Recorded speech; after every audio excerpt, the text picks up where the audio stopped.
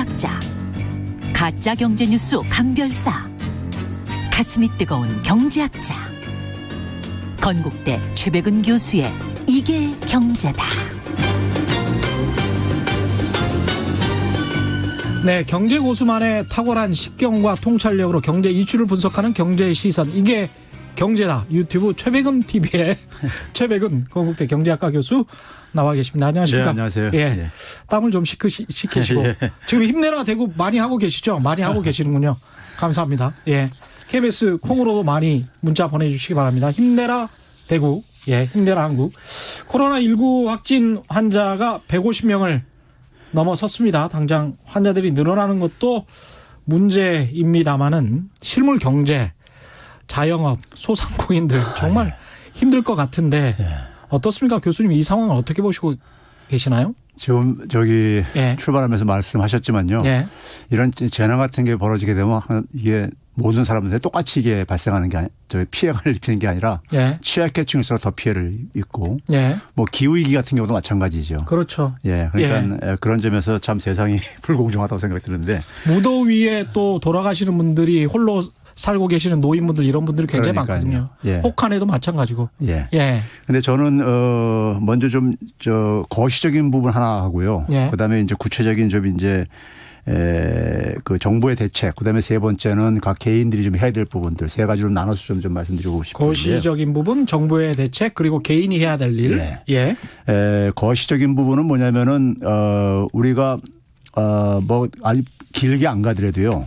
금융위기 때부터 혹은 그 이후에 경제 현상이든 자연 현상이든 간에 이게 이제 발생을 하게 되면 이게 한 국가에서 머물지 않고 전 세계적으로 이게 이제 상호 영향을 주고받아요. 체인처럼. 예. 네.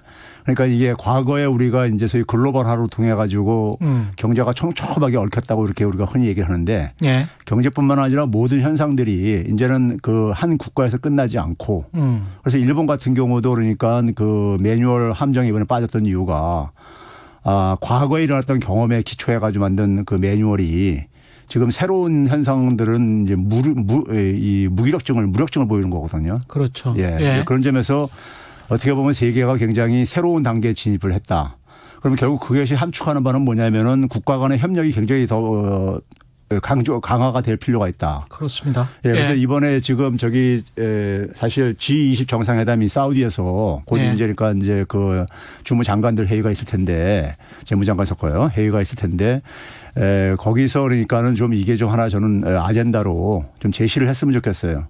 그러니까 중국에 그러니까는 이 코로나19 문제가 중국만의 강 건너 불구경할 문제가 아니라 그렇죠. 국제사회가 공동 대응을 하고 서로 여유가 있는 국가들에서는 지원을 하고 같이 그러니까 이게 자국의 피해가 상당히 적다고 해서 무관심할 문제가 아니라 이겁니다.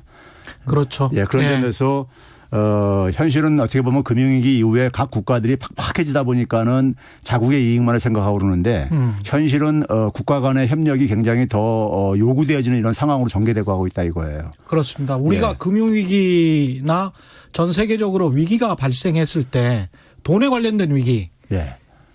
전 세계적으로 공조를 했거든요. 그렇죠. 특히 미국이 나서서 유럽이 나서서 예. 선진국들이 나서서 공조를 했고 그것을 또 글로벌 체인, 예. 돈의 체인, 실물 경제 체인을 그 어떤 악순환을 끊어버리려고 예.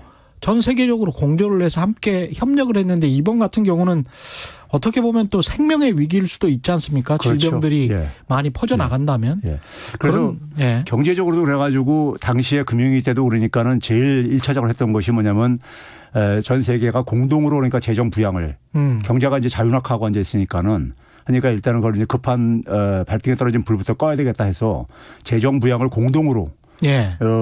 일부 국가만 하게 되면 그 효과가 굉장히 제한적으로 나타날 수밖에 없기 때문에. 그렇죠. 예. 그럼 이번에도 이 코로나19 사태가 터지면서 이미 유럽연합이라든가 WTO 같은 데서는 이 경기 부양을 위해서 그러니까 공동 재정인제니까 이것을 사실 지금 욕을 하고 있어요. 목소리가 나오고 있어요. 예.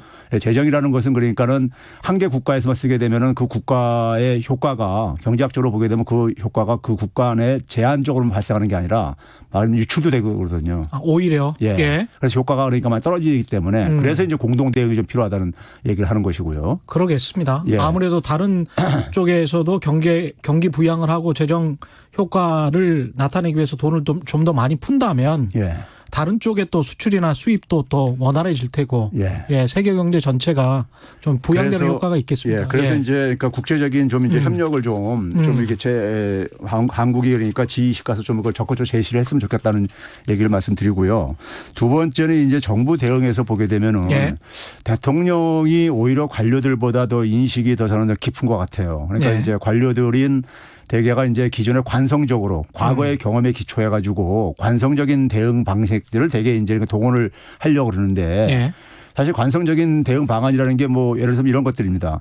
어려운 자영업자들이라든가 소기업체들한테 그러니까 이 금융을 융자한다든가 예. 자금난에 이제 시달릴 수 있으니까요. 물론 이제 그것도 필요하겠지만은 자금 융자해봤자 사실은 어떻게 보면 빚만 더 늘릴 수가 있어요. 근데 지금 상황은 어쨌든 간에 수입이 지금 줄어들고 있는 거거든요. 예. 수입이 줄어들고 판매가 안 돼주고 있는 이런 상태란 그렇죠. 말이에요. 예. 그럼 거기에 실질적인 도움을 주려면은 오히려 그러니까 비용을 줄여준다든가 예? 그 예. 수입이 줄어드는 걸 상쇄시킬 만큼 그러니까 비용을 좀 줄여주는 노력들. 예. 그래서 뭐 그러니까 임대료도 그러니까 우리가 좀 지원할 수 있으면 해야 되겠지만은 저는 금융비용 잠깐 누차이겠지만 금융비용을 좀 이럴 때 예. 많은 대출들을 갖고 있으니까는 그렇죠. 소상공인들이요. 그러니까 거기에 대해서 금리를 그러니까 한 1% 정도 인하를 하는 것을 좀 한국은행과 협조를 해가지고 정부가 그렇죠. 좀 이제 금융비용 절감을 통해서 좀 그나마 지금 수입이 줄어드는 상황 속에서 이자라도 덜 낼 수 있다면 그렇죠. 예. 그리고 이제 지금 보게 되면은 아마 이렇게 정규직 직장을 갖고 있는 사람들은 잘 모를 수가 있는데 자영업자들뿐만 아니라 많은 프리랜서들 같은 경우들도요. 지금 일이 다 지금 없어지고 있어요. 예. 그러니까 뭐 프리랜서들은 그러니까 뭐 예를 들어서 유치원에 그러니까 예를 들어서 보조 무슨 교사로 하는 사람들 같은 경우도 특수 활동을 지원하기 위해서 하는 특수교육 활동하는 사람들 같은 경우도 그게 다 이제 그러니까 사람들 접촉을 최소화하다 보니까 그런 행사도 다 중단돼 버리고 그래서 많은 이제 사람들이 사실 그러니까 지금 이제 그 수입이 지금 이제 격감하고 있어요. 예. 이 접촉이 사람들 접촉 활동이 그러니까 이게 제한될 수밖에 없다 보니까요. 그래서 그런 분들에 대해서 그러니까는 좀 이제 그러니까 이 실업급여 같은 것을 좀 개념을 확장시켜 가지고 좀 이제 최소한의 그러니까 생계를 그러니까 지원해 주는 이제 그러니까는 이런 것들을 좀 이제 보조해 주는 것도 좀 필요하다고 생각이 들고요. 그렇습니다. 그래서 예. 제가 이제 그런 것들을 포괄적으로 묶어서 좀 이제 그러니까 추경이 필요하다는 얘기를 제가 구정 연휴 끝나자마자 제가 그 얘기를 했었어요. 했었죠. 예. 예. 했었거든요. 했었던 이유가 바로 이게 이 사태가 저는 뭐 메르스 사태 못지않게 과거의 사스라든가 이런 거 못지않게 지금 상황이 전개될 가능성이 있고 예. 길게 보게 되면 이게 한 6월 달 이후나 돼야지 저는 그러니까 정상적인 경제 활동으로 그러니까 복원은 될 거라고 봐요. 그러니까 중국도 공장 가동을 당장 못 하더라고요. 저렇게. 그러니까요. 지금 예. 어쨌든 간에 일단은 뭐 확진자들이 어쨌든 간에 지금 중단된 상황도 아니고 그러면 계속 진행되는 상황이 지금 낙관적으로 생각할 때 한 3월 달 정도에 그러니까 이게 좀 진정된다고 하더라도 진정되고 나서도 어쨌든 간에 복귀되는 데 또 시간이 필요하거든요. 정상화되는데요. 그렇죠.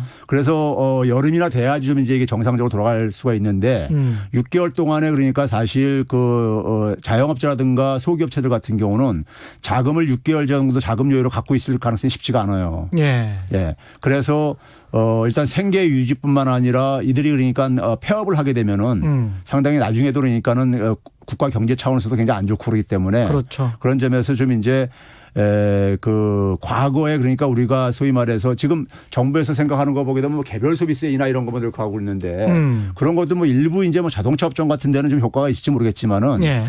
뭐 일반 상품들 같은 경우 소비를 하라 해도 사람들이 지금 뭐 물건값을 깎아줘도 사실은 그러니까 접촉하기 싫어서 지금 안 하는 그렇죠. 이런 상황이란 말이에요. 예. 그러니까 판매가 안 되는 이런 상황이란 말이에요. 지금 그러니까 경제 활동 매장에 자체가 사람이 별로 없어요. 그렇죠. 예. 이제 그런 점에서 좀 이제 그러니까 과거와 같은 대책을 관성적으로 하기보다는 오히려 현장에 그러니까는 그 현장에 오히려 저희 어려움을 발로 뛰어서 좀 이제 현장을 체크를 해가지고 예. 맞춤형으로 좀 대책을 마련할 필요가 있다. 이 몇 개월이 굉장히 중요하고 그렇죠. 그 몇 개월 동안에 부도나 도산하는 기업들이 좀 적을 수 있도록 그런 예. 정책을 많이 펴야 그렇죠. 되겠습니다. 예, 그래서 예. 이제 대통령도 이제 그러니까 과거의 이런 대책에 연연하지 말고 좀 특단의 대책을 그러니까 처음에 얘기 나왔던 것이 뭐 재정을 조기 집행하는 거 이렇게 하니까 대통령이 거기에 하는 얘기가 뭐냐면 그런 거 말고 플러스 이런 얘기를 했거든요. 그렇죠. 예. 예. 그게 이제 바로 이제 대통령이 제가 볼 때 더 현실을 정확히 인식하고 있다 이거예요. 그러니까요. 예.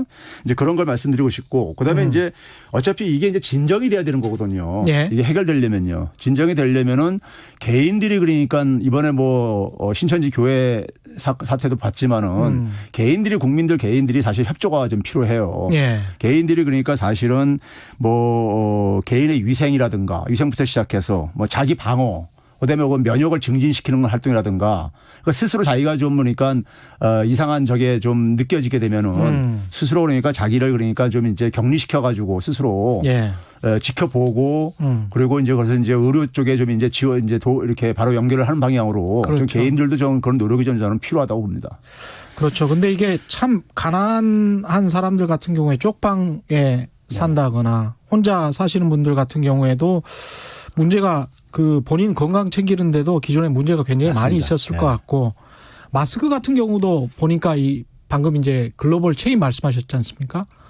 근데 마스크가 전 세계적으로 중국에서 그렇게 많이 절반 정도를 70억 개를 생산을 한다고 하고 마스크의 원료인 탄소섬유도 중국에서 대부분 공급을 한다고 하면 우리나라 이제 마스크 제조업체들도 힘들어지잖아요.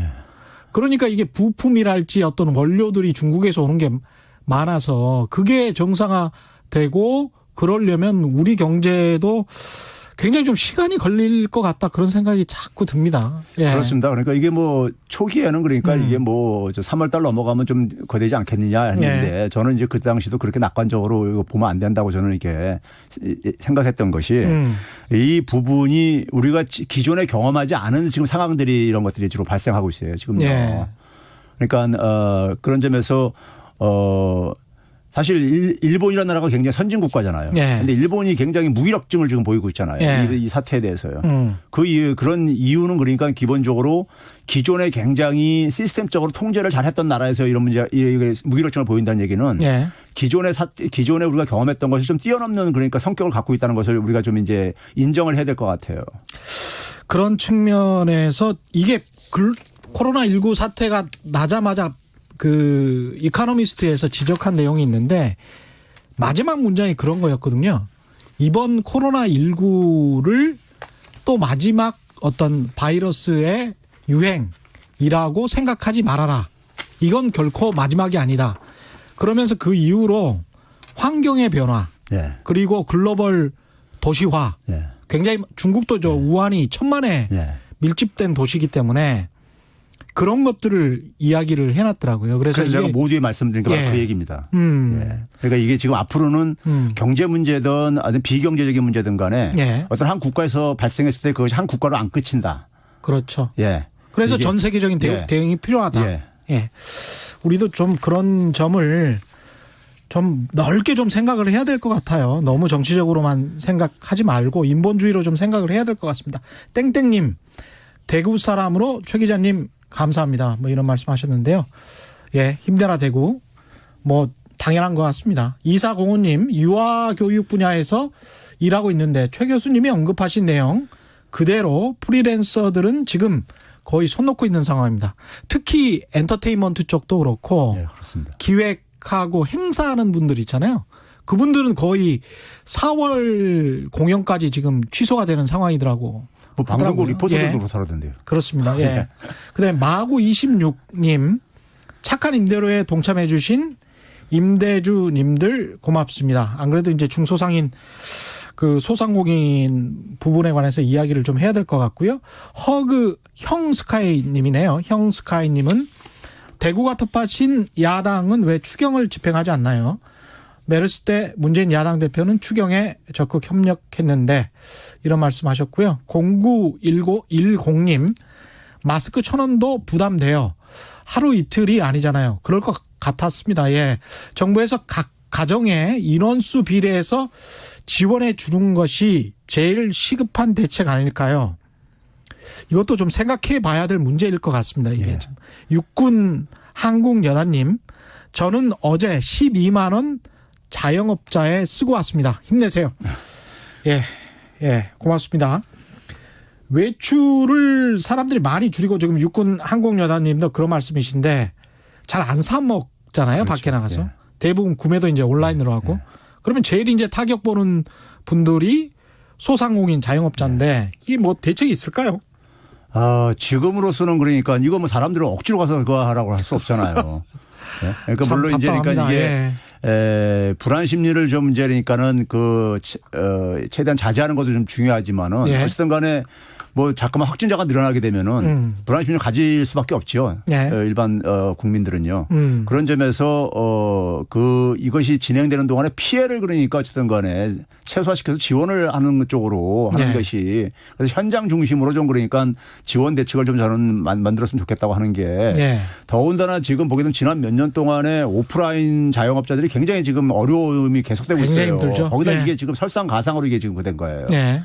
그러니까 온라인으로는 더 이제 그러니까 이게 아마 제가 볼 때 이런 걸 겪게 되면은 아마 제가 볼 때 기여하시는 분들도나 아니면 사업하시는 분들이나 이런 근본적인 변화가 생길 것 같아요. 소비 구조에도 그러니까요. 예. 이게 그래서 이게 지금 굉장히 요 어려운 시점을 좀 직접적인 지원 대책이 간접적으로 그러니까 뭐 세금이나라든가 세금 그러니까 납부를 연기한다든가 무슨 금융 융자라든가 그렇죠. 이런 거는 제가 볼 때 별 그러니까 네. 저기 도움이 안 된다고 생각이 들고요. 직접 그러니까 피해를 그러니까는 타겟형으로 조사를 해가지고 지원을 하는 게 그런 예산은 지금 안 잡혀 있거든요. 그래서 제가 이제 그 추경이 좀 필요하다고 그런 겁니다.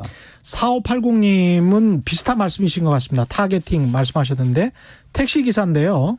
손님이 없어서 꼬박 가불 처리해야 하는데 산학금을 한시적으로라도 감해주는 논의도 필요하다라고 말씀하셨네요. 회사도 기사와 함께 고통을 분담하면 안 되나요? 이것도 그게 이제 같이 해야 되는 거죠. 굉장히 임대료 같은 경우도 그러니까 예. 정부 지원도 필요하지만 좀 이 건물주도 예. 좀 일정한 그러니까 그 부담을 좀 나눠 갖는 이런 형식으로 좀 국민들이 좀 같이 힘을 모았으면 좋겠습니다. 예.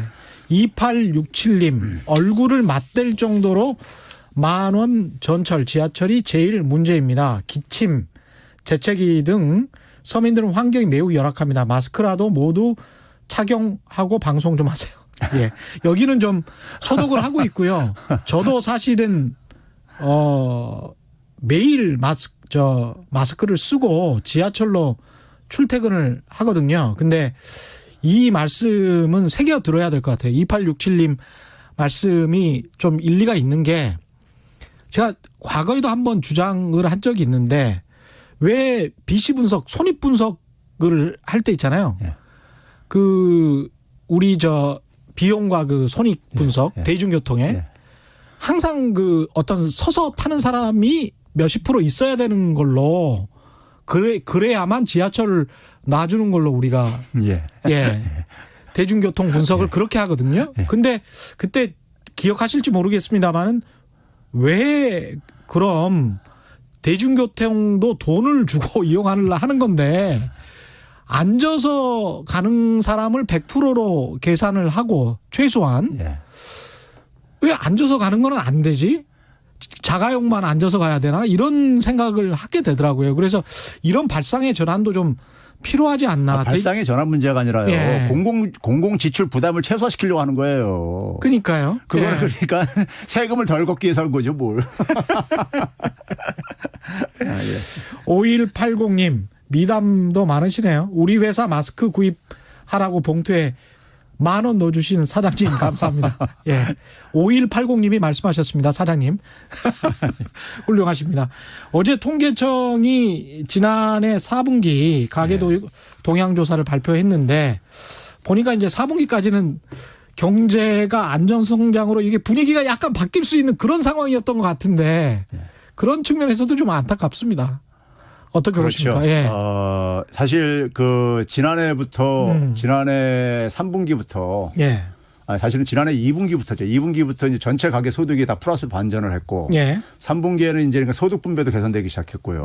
그래서 이제 그 추세가 지금 지속되고 있는데 예. 4분기 소득 가계 소득 지표는 굉장히 좋게 나왔어요. 예. 굉장히 좋게 나왔는데 몇 가지 한 4가지 정도에서 좀 이제 제가 평가를 하고 싶은데요. 예. 하나는 뭐냐면은 그 가구당 그러니까 우리가 그 이 소득 증가가 이제 연 계산이 가능하게 돼버렸는데 4분기까지 나왔기 때문에요. 보게 되면은 실질 소득 기준으로 한 3.3%가 증가했어요. 그럼 지난해 우리가 성장률이 2%였단 말이에요. 예. 그러니까 성장률 이상으로 그러니까 증가를 했다는 거. 그래서 이제 일단 의미가 좀 있고요. 예. 그다음에 1인 가구까지 포함해서 통계청에서 발표하는 건 2인 가구 이상입니다. 예. 근데 1인 가구까지 포함해서 계산해야지만 전체가 다시 다 파악이 되는 거잖아요. 그렇죠. 1인 예. 가구까지 포함하게 되면 3.9%가 증가했어요. 와. 예, 가계 소득이요. 예. 그러니까 예를 들면 1인 가구 중에는 대개 최저임금 저거를 혜택받는 사람들이 많이 있다고요. 그렇겠습니다. 예. 1인 가구들은 아무래도 이제 직업이 있는 사람들이 되게 1인 가구들 많이 하고 그러기 때문에. 그러네요. 예. 그다음에는 뭐냐면 이제 그 이번에도 그러니까 일부 언론들에서는 그러니까 정부 이제 이전 소득 가지고 됐다고 그렇게 얘기를 하는데 예. 그건 사실이 아닙니다. 좀 저는 지난번에도 한번 말씀하셨죠. 예. 근데 예. 이번에 보게 되면 근로소득이 5.8% 증가한 반면에요. 예. 이전 소득은 3.7%뿐이 안 증가했어요. 아, 전체 가구가요? 예. 그러니까 전체 가구 평균에서 했어요. 아. 근로소득이 주도를 한 거예요. 예. 그러니까 이전 소득이 증가해도 한 19,000원 정도 증가한 거예요.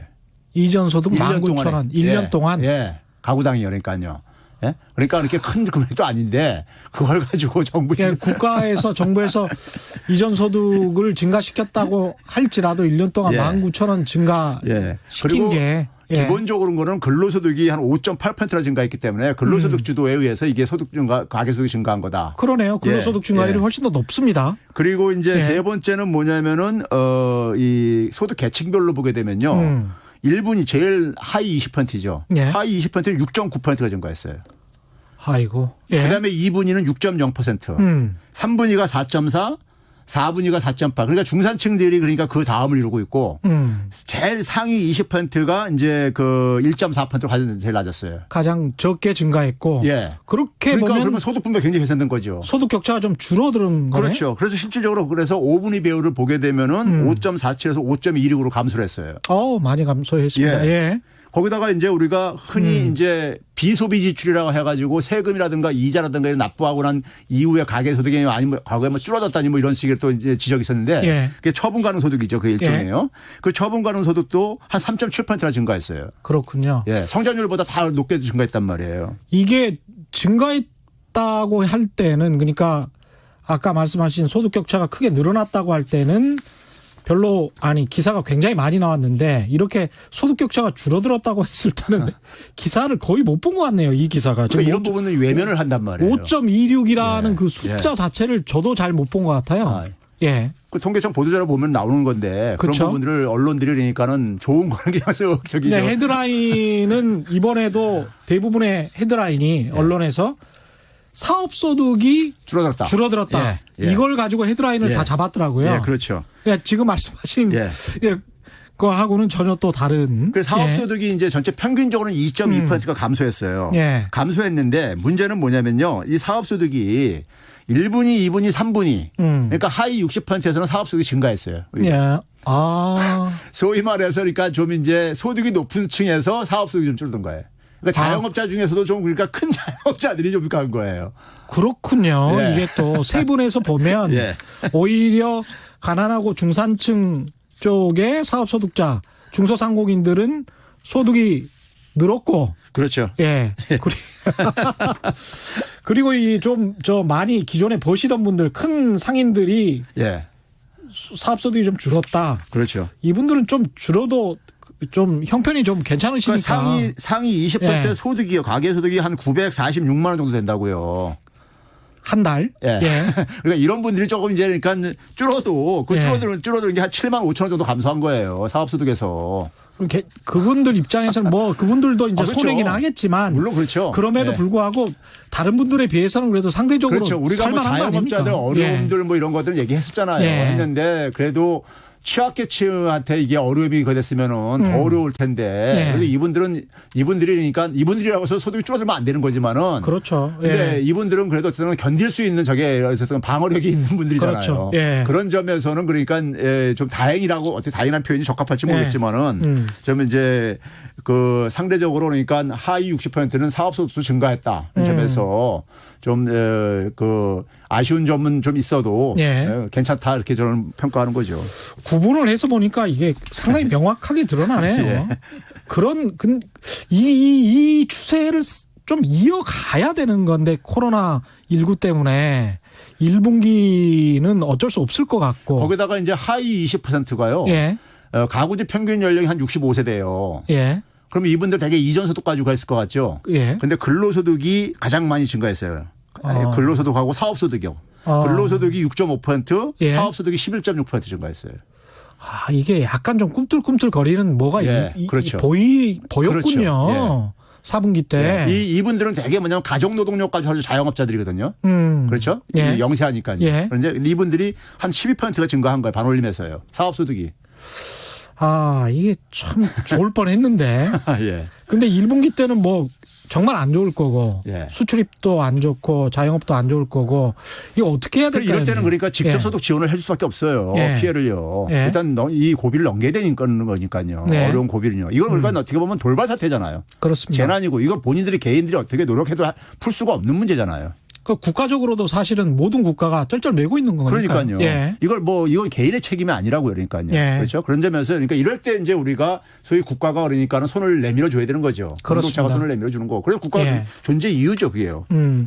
구윤철 기획재정부 2차관이 추경을 포함한 모든 옵션을 고려 중 이런 이야기를 했는데 모든 옵션 어떤 옵션들이 있을까요? 그러니까 저 아까 얘기했듯이 대통령한테 업무 보고하면서 대통령이 특단의 대책, 그다음에 새로운 좀 상상력을 좀 발휘하고 이런 표현을 썼어요. 그래서 제가 굉장히 적합한 표현을 쓰신 거예요. 그런데 관료들은 처음에 대책이라고 준비했던 게 그냥 관성적인 대책들, 과거에 그러니까 우리가 흔히 알고 있는 대책들을 끄집어냈다고요. 과거 그 서랍장에서 빼내 가지고. 그러니까 뭐냐면 재정 조기 집행 이런 거 좀 땡겨서 집행하는 이러는데 너무 비슷해요. 대통령이 면전에서 뭐냐면 그런 거 말고 이렇게 얘기했거든요. 그러니까 그런 식으로 대답을 할 수밖에 없죠. 관료는 일단은요. 근데 일단 제가 볼 때는 더 현장 깊숙이 내려가라 이럴 때요. 지금 질병관리본부들이 지금 노력하시는 것처럼 현장을 내려가서 현장에 좀 피해를 그러니까 특히 취약계층들의 피해를 아무래도 그러니까 고소득자들은 그래도 자기 방어 능력이 좀 있는 사람들이란 말이에요. 그렇죠. 취약계층들이 구체적으로 어떤 피해가 발생하는지를 조사해서 거기에 맞춤형으로 그러니까 대책을 마련해 줘야 된다 이거예요. 작년에 그러니까 7월 달에 그러니까 일본으로부터 수출 규제가 왔을 때 당시에 제가 이제 서울시나 정부 관계자도 그걸 주문했던 거예요. 대기업은 그래도 놔둬도 된다. 자기 방어 능력이 있어. 중소기업들 피해를 현장에 나가서 그러니까 책상에 앉아서 가지 마시고 친구 들어오는 거 하지 마시고 현장 나가서 직접 만나서 어떤 어려움이 있는지 그리고 거기 맞춤형으로 그러니까 그걸 해가지고 일단 이걸 몇 달을 우리가 넘기는 필요가 있다 이런 얘기를 했었는데 이번도 마찬가지예요. 혹시 그 책상에 앉아 계실 거거나 왔다 갔다 하시는 도중에 최경영의 경제쇼를 꼭 들으시면 이런 좋은 소식들이 많이 옵니다. 왜냐하면 현장의 소식들을 제가 바로바로 읽어드릴 거기 때문에 지금부터 8078님은 회사들도 납품 결제를 오음이나 며칠 뒤 결제하지 말고 바로바로 해 주시면 좋겠습니다. 대기업에 납품하는 기업들은 바로바로 현금 받던데 왜 그 밑에 영세업체들은 그렇게 결제가 안 되나요? 이게 또 굉장히 중요한 지금적이죠. 어떻게 보면 을과 을들의 싸움 같은 그런 경우입니다. 서로 좀 사정이 어렵기 때문에 그런 거에 일종의 그러니까 정부가 이제 보증을 좀 해줘가지고 해줘가지고 일단 그것도 방법입니다. 소기업일수록 그러니까 자금 순환이 현금 확보가 굉장히 어렵거든요. 그리고 그렇습니다. 이제 오래 지탱하기 힘들거든요. 여유 자금이 많지 않기 때문에 그래서 그 굉장히 지금 중요한 지금 정보를 지금 제시해 준 건데 소개해 준 건데 그걸 정부가 이제 그러니까 거기에 대해서 그러니까 좀 보증을 해줘가지고 그래서 그거를 바로 이제 현금화 시킬 수 있도록 하는 이런 좀 지원이 좀 필요한 거죠. 2334님 대구입니다. 정부를 믿고 차분하게 대응해야 할 것 같습니다. 대책 없는 언론이 문제입니다. 대구 봉쇄 운운하며 공포 분위기 만들지 마세요 제발. 이런 말씀하셨는데요. 참 언론도 너무나 많은 또 중소상공인들 같은 사이즈의 언론들이 굉장히 많아요. 사실은 5인 미만의 사업장이 전체 언론사가 지금 6천 개 정도 되거든요. 한국에. 예. 근데 그중에서 절반 정도가 5인 미만이에요. 아, 예. 기자와 직원과 사장까지 다 포함해서 5인 미만. 그러니 무슨 취재를 해서 무슨 보도를 하겠습니까? 그러니까 아주 선정적으로 인터넷에서 클릭할 만한 보도를 하는 거예요. 그렇죠. 자기 주목을 받게 하기 위해서. 그렇죠. 한 4천 개 정도가. 아. 그러니까 이제 그런 선정적인 기사만 인터넷에 또 나오고 이런 것은 사실은 네이버와 다음 뭐 이런 포털에서. 포털에서 상당히 걸러줘야 됩니다. 맞습니다. 예, 이게 이런 업체들이 너무 많기 때문에 이런 거는 좀 걸러줘야 될 것 같고요. 방영석님입니다. 공연 행사업을 하시는 분인데요. 기술보증기금, 신용보증기금, 은행 등 지원한다고 하더니 1원도 지원 못 받았습니다. 슬픕니다. 예, 꼭 이 방송을 좀 들어보셔야 될 것 같습니다. 맞습니다. 예, 정부 관계자분들, 공공기관 분들, 허국국님, 코로나19를 막기 위해 지금도 열심히 일하고 계시는 질병관리본부 여러분들 고맙습니다. 예, 질본 여러분들 정말 고생 많으시죠. 박수 보내주고 싶어요. 예. 8114님, 인천의 화물기사인데요. 나라님도 가난은 구제하지 못한다고 했는데 특수업종 13개 중 하나입니다. 오늘을 살아야 내일이 있는 것 아니겠습니까? 당장 자금 좀 푸세요. 긴급자금, 이자 포함 원금 상환할게요. 이 빚을 꼭 갚겠다. 근데 제발 좀 도와달라. 그런 절박한 호소시고요. 예, 계속 이런 문자가 오면 계속 소개해 드리겠습니다. 부동산 대책 관련해 가지고 어제 나왔잖아요. 부동산 대책이. 정부가 이게 지난해 12월 16일 날에 부동산 대책 한 번 또 했었고, 그런데 또 뭐 수원, 뭐 용인, 성남 뭐 이래가지고 수영성 지역이 많이 오른다고 하니까 또 대출 규제를 하고 조정 대상 지역으로 추가 지정을 했습니다. 이건 어떻게 평가를 하십니까? 예. 저는 사실 그 12월 16일 대책 나오고 연초에 소위 김상조 정책실장이 뉴스공장에 나와서 뭐 저 의지를 밝힐 때만 하더라도 네. 이번엔 좀 제대로 방향을 좀 잡아 주려니 했어요. 네. 굉장히 단호한 의지도 밝히고 그러시길래. 근데 뚜껑을 열어 보니까는 제가 이제 과거에 부동산 대책의 문제를 얘기한 것 중에 뭐냐면 해법은 누구나 다 알고 있다. 관료들도. 예. 12월 16일 대책을 사실 그러니까 일반화시키면 되는 거예요. 그러니까 부분적으로 제한적으로 하지 말고요. 예. 그게 왜 그러냐면 제가 늘 이걸 비유하는 게 뭐냐면 두더지 잡기 게임식으로 하지 말아라. 예. 두더지 잡기 게임식이 이게 바로 뭐냐면 소위 말해서 풍선 효과 이거 나타나는 거예요. 그렇죠. 그렇죠. 예. 그러면 이거를 그러니까 나타나고 나면은 그 다음에 가가지고 이제 그러니까 사후적으로 쫓아가가지고 대출 규제한다, 뭐 조사한다, 뭐 자금 출처 조사한다, 뭐 이런 식으로 간단 말이에요. 예. 그러면 그때는 이미 뭐냐면은요 투기 세력들은 많은 부분 떠나버리는 이유입니다.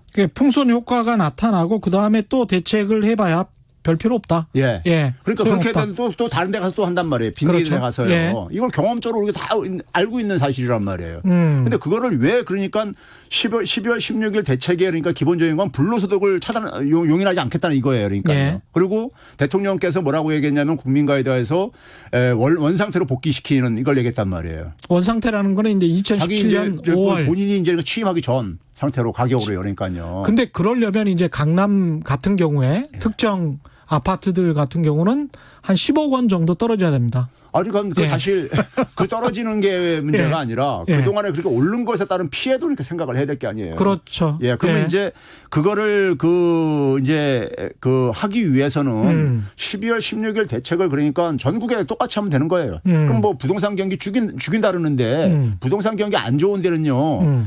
부동산 가격이 오르지 않으면 세금 더 낼 일도 없는 거예요.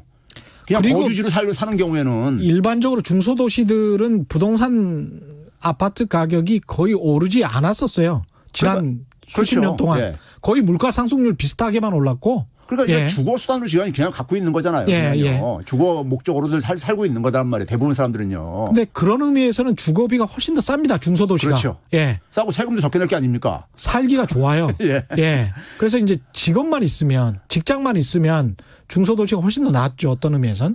그 오늘 저기 김상주 예. 실장이 모 방송에 출연해가지고 그런 식으로 얘기했더라고요. 뭐 보니까 뭐 다른 쪽에 또 풍선 효과 나타나면 어떻게 할 거냐 그러니까는 예. 그땐 거기 또 가서 쫓아가서 참 나 그 얘기 듣고서 제가 어처구니가 없어가지고 근데 저는 약간 이제 부동산 정책에 있어서 면밀하게 보고 있는 사람 중에 하나인데 제가 이거 하나 말씀드릴게요.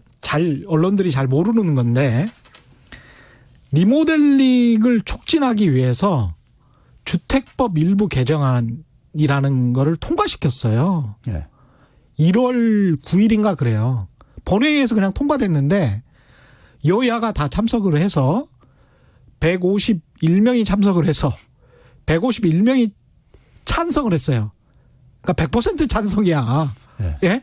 근데 리모델링 촉진법이라는 게 결국은 분당과 일산에 일기 신도시들을 좀 도와주는 법입니다. 그게. 그러니까 15층짜리 아파트들이잖아요. 대부분이 다.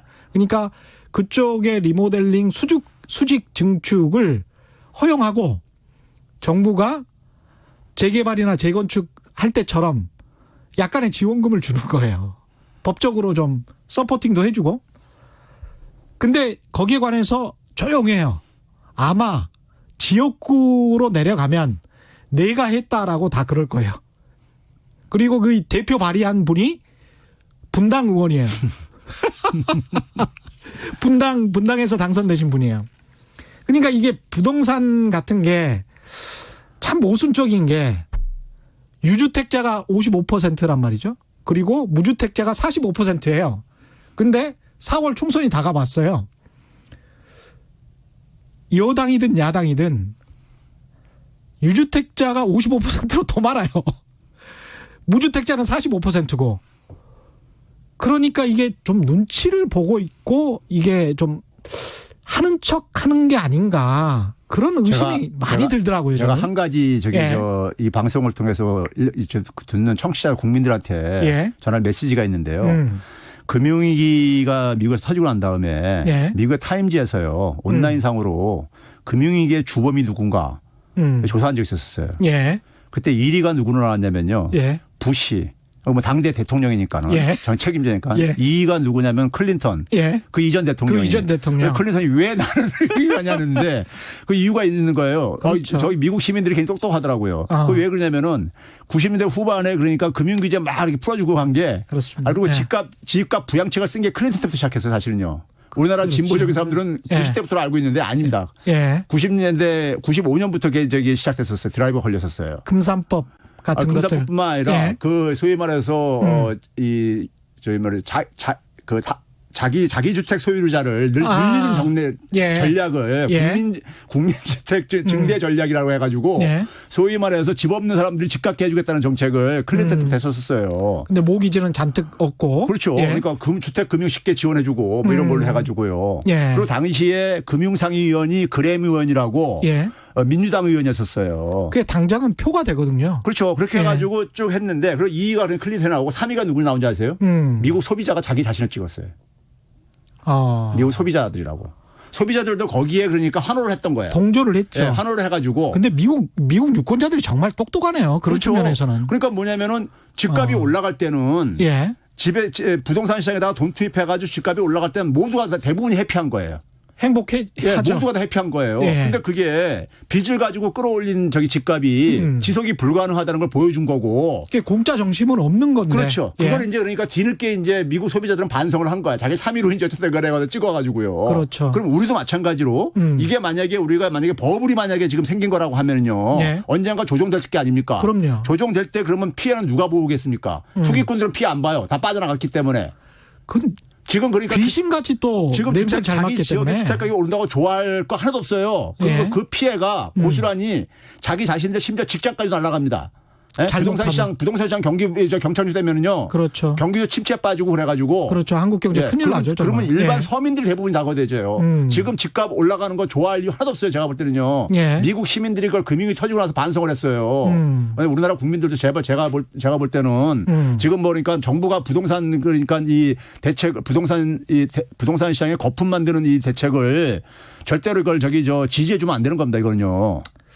그렇습니다. Don't lose justice. Don't lose justice. 예. 정의를 잃어버리지 말자라는 닉네임을 가지신 분. 문재인 부동산 정책은 양쪽 눈치 보고 양쪽 다한테 등 돌림 받음. 이런 코멘트를 해주셨고, 완득이님 3년 전에 이미 분양받은 것을 대출 규제하여 암담해지게 하네요. 뭐 이런 말씀이셨습니다.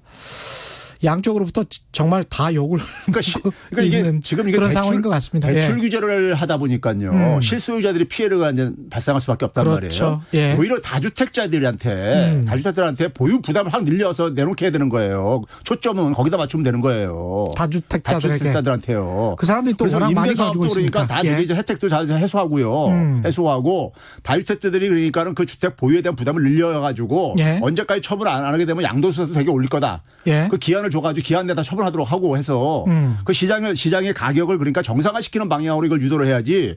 이건 뭐 그러니까 핀셋 대책으로 올라가면 뒤쫓아가서 두더지 내리치듯이 하면 옆에서 또 두더지 튀어나오는데. 그렇습니다. 혁신 성장에 대해서 이야기를 해야 되는데 지금 정말 많은 청취자분들이 교수님 의견에 대공감을 부동산 정책에 관해서 보내주고 계십니다. 일단 혁신 성장 이야기부터 해볼게요.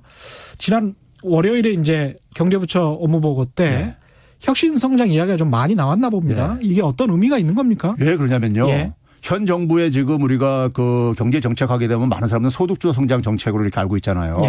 근데 소득주도 성장은 사실은 어떻게 보게 되면 하나의 방향성을 얘기를 하는 것이고요. 원래 소득주도 성장, 혁신 성장, 공정경제 이게 세 가지 축이었죠. 근데 그것도 이제 표현하는 게 정부 관계자들도 이제 그러니까 막 혼동이 생기는데 제가 이제 이런 식으로 처음부터 비유를 했어요. 소득주도 성장의 목표는 기본적으로 내수 강화. 특히 뭐냐면 저소득층과 중산층의 소득 강화를 통해서 좀 내수를 강화시키고 왜냐하면 수출이 구조적으로 좀 둔화되는 상황 속에서 경제 체질을 바꾸겠다는 거였었어요. 그럼 그 목표를 위해서 수단이 공정경제라는 거하고 혁신성장이 있었던 거예요. 왼발과 오른발로 제가 비유를 하는데 그럼 사람 몸이 소득주도 성장 정책이 성과를 내려면은 사람 몸이 앞으로 가는 거로 비유할 수 있는데 그럼 공정경제 왼발로만 계속 갈 수는 없어요. 그렇죠. 왼쪽 발로만 계속 가서 몸이 갈 수는 없잖아요. 그렇죠. 그래서 혁신성장도 가야 돼. 이 보완관계가 왜 그러냐면요. 우리가 자영업자 문제라든가 소기업들 문제 때문에 최저임금 인상 브레이크 걸렸죠. 근로시간 52시간 단축 브레이크 걸렸죠. 그 걸린 이유가요. 최저임금 인상을 하게 되고 근로시간 52시간 단축하면은 자영업자하고 그러니까 소사업자들이 피해 볼 수밖에 없어요. 중소기업. 상식이란 말이에요. 예를 들면 소사업자들 보게 되면은 중소사업자들 보게 되면 주 64시간씩 지금 일 시킨다고요. 3교대 하는 2교대 하는 사람들. 금요일까지 10시간인가 12시간씩 일하고요. 토요일 날 격주로 8시간 한다 그러더라고요. 제가 물레동을 이렇게 조사해 보면요. 그러면 그분들이 그러니까 어쨌든 간에 근로시간 단축을 하면은 임금도 줄여야 되는데 월급이 줄어들어. 임금 줄이는 걸 원치 않는단 말이에요. 노동자들이요. 그래서 노동계에서는 뭐냐면 임금 단축 없는 근로시간 단축 이렇게 얘기를 하는데 그러면 사업자들은 타격을 보죠. 그렇죠. 그래서 이게 브레이크 걸린 거예요. 그러면 결국 이거는 이제 근로시간 단축하고 최저임금 인상 필요하죠. 필요한데 그러면 그 사람들이 저부가가치 사업장들이 정리가 될 게 아니겠습니까? 그 사람들이 그러니까 고부가가치로 옮겨갈 수 있게 해줘야 되는 거예요. 시간이 출구가 있어야 되는 거죠. 그게 혁신성장 부분인 거예요. 그러니까 경제가 성장하면 성장할수록 저부가가치 사업장은 정리가 돼야 되는데 지난 수십 년간 이걸 안 한 거예요. 저임금과 장시간 근로로요. 혁신 성장은 어떻게 보면 구조 개편과 관련이 돼 있네요. 그렇죠. 산업 재편인 거예요. 일종이에요. 그래서 이제 그 동안에 시간을 벌기 위해서 공정경제 수단을 가지고 했던 거죠. 그래서 이제 뭐 최저임금 인상을 포함해서 제가 이제 최저임금 인상도 더 드라이브 걸 수 있는 게 소위 이제 금융이자를 줄여주게 되면 된다는 이런 이 시간에서도 제가 소개한 적이 있었잖아요. 그러면 이 혁신 성장이 갖고 있는 의미는 뭐냐면 결국은 제조업 위기에 대한 대안을 마련하는 거예요. 지금요. 그러면 제조업 위기에 대한 대안으로 현 정부가 얘기하는 게 뭐냐면 데이터 경제 활성화, 플랫폼 경제 활성화 이런 얘기를 하고 있다고요. 지금 경제부총리들이요. 그래서 그걸 DNA 플러스 빅3 얘기하는 것도 다 그거예요. 그런데 이분들이 지금 큰 걸 하나 놓치고 있는 게 뭐냐면요. 이 데이터 경제의 생태계하고 전통적인 제조업의 생태계하고는 전혀 다른 생태계예요. 그렇죠. 쉽게 얘기해서 예. 아마존 강의 그러니까 생태계하고 사막 지방의 그러니까 생태계는 전혀 다르잖아요. 그렇죠. 동식물도 다르고 예. 자연 환경도 다르잖아요. 밀림과 사막은 전혀 다르죠. 다르죠. 예. 그러면 데이터 경제에 필요로 하는 그러니까 우리가 소위 그 자연 환경, 비생물적인 환경이 있는 거고요. 예. 그리고 그 안에서 뛰어놀아야 될 그러니까 경제 주체들, 기업인과 소비자들의 모습이 이제 있는 거예요. 그렇습니다. 그러면 이제 그런데 지금 현 정부의 정책을 보게 되면은 이 생태계에 대한 이해가 없다 보니까는 이거 그러니까 그 주변 환경만 만들면 비생물적인 환경만 만들면 되는 거라고 생각을 하고 있는 거예요. 예. 그러면 지금 현재 제가 그런 식으로 비유를 해요. 지금 현재 정부가 추진하는 DNA 플러스 빅3 가지고 구글 같은 기업 나오겠느냐. 예. 나오면은 그 제대로 방향 잡은 거다. 근데 안 나오면 뭔가 정책이 잘못된 거다. 제가 이런 식으로 비유를 해줘요. 구체적으로요. 예. 그게 왜 그러냐면은 우리는 그러니까 예를 들어서 그러니까 무슨 R&D 투자해가지고 그 비생물적인 환경만 만들어주면은 이게 그러니까 새로운 생태계가 만들어지지 않아요. 창조 경제가 그래서 실패했고요. 네. 일본의 창조 산업 육성도 그렇게 한 15년 그렇게 해서 실패한 거예요.